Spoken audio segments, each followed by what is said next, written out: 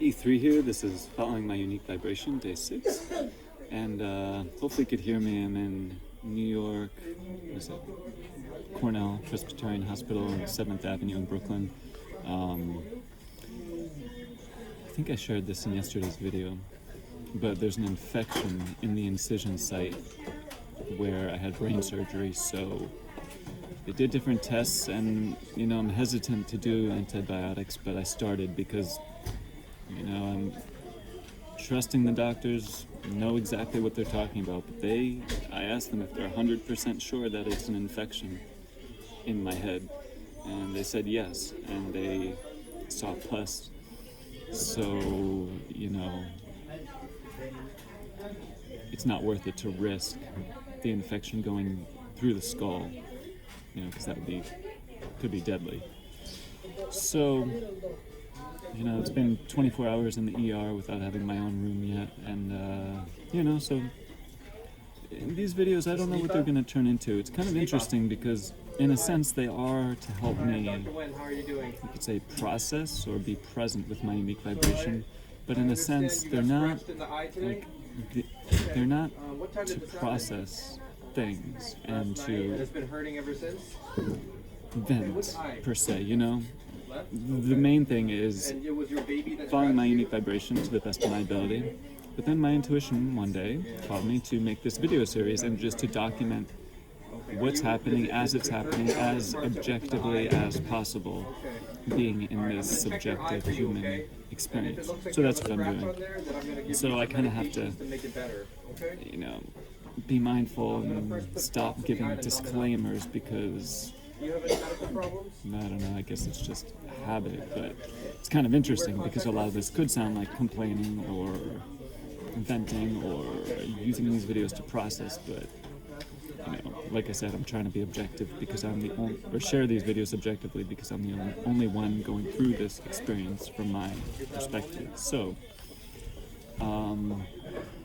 it's an awesome practice, learning a lot about myself, my mom, her partner. There's just been a lot of her lashing out, and I see why, and I'm gonna give a disclaimer again, but I'm not saying that I never get angry or upset or anything like that, but I'm noticing patterns in her that have nothing to do with me. And there are times when that is the case in our lives, and it's important to be able to distinguish, is this the other person's energy? Is it mine? Is it a combination? Is it something else that's affecting both of us? Or is it a combination of all of it? So, there are times where, for example, I was walking yesterday to the car, or actually to the sidewalk from the apartment, walking extra slow because I had a grand mal seizure, I think like 10 days ago, and if I walk too fast and get too hot, it can kind of aggravate pre-seizure auras. So she looks back at me super angry. She was upset, like that. And then I kept on walking, and I said, I'm walking slow because of the seizure stuff and all that. And then she was just saying, why do you need to walk slow? Like, you're okay, you're taking the anti-seizure medications, things like this. And I understand why she would say that from her perspective.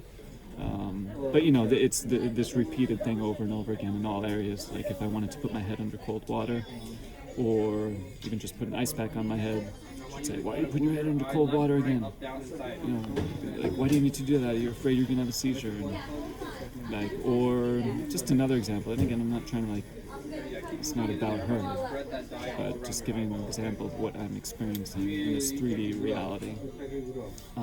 Or one day I didn't want to go to PT because I was feeling really it just intuitively something didn't feel right. And actually that was the day that I had the seizure, the day that I didn't want to go to PT, something didn't feel right. She's like, oh, you got to push through. How are you going to heal if you don't push through? And I think I said something like, yeah, I understand I have to have discipline and push through at times, but right now it doesn't feel like it would be safe. And then she was just getting really angry at me. And same thing she does with her husband, gets super angry, he'll walk out, and then she'll tell me, oh, he's such bad mood, he's so moody, he's angry, and all this stuff. And I have no interest in getting involved in between people's relationships, but just observing these patterns in her. And of course, it's a reflection of me, and I manifested it and all that stuff. And, there's a reason we're together, and I'm aware of that. But at the same time, I told her this morning, I said, you and Lottie, I texted her, I said, you and Lottie can discuss this first, but I have 100% clarity that I want all of us to sit down and talk whenever is a convenient time for you, and to discuss what our needs are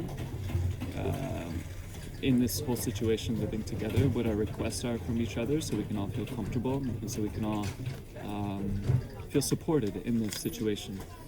And if that doesn't feel comfortable, if you don't want to speak about this, then I completely honor that, but then I'm going to have to try to find another place. My phone's not ringing. I'm going to have to try to find another place to live. And that's my 100% clear decision. And I don't have a place to live yet, but that's my decision. It's almost kind of similar to like an abusive relationship where a woman is being abused and she says, well, I have nowhere else to go. What am I going to do? This is my only place to live. And so similar to that. And again, I'm not blaming them for anything.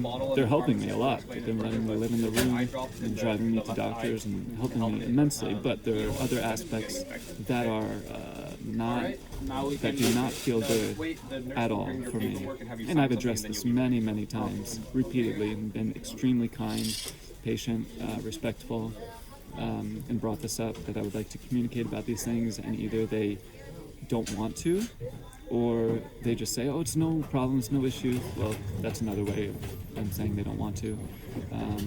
And then I have to understand they have a different way of communicating. They're from a different generation, but still, I know that it needs to be addressed, and not just for me, but